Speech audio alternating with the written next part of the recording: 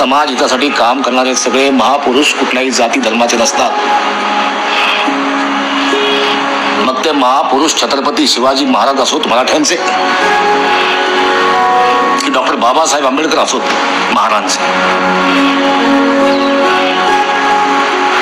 ते फक्त मानव जातीचे असतात आणि त्यांचं कार्य त्यांना महापुरुष बनवतं.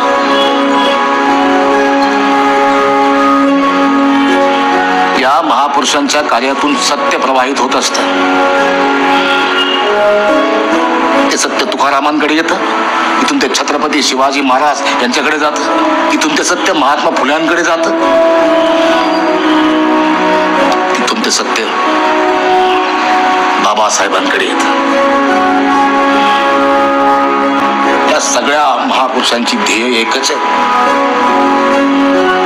त्यांच्या वाटा वेगवेगळ्या.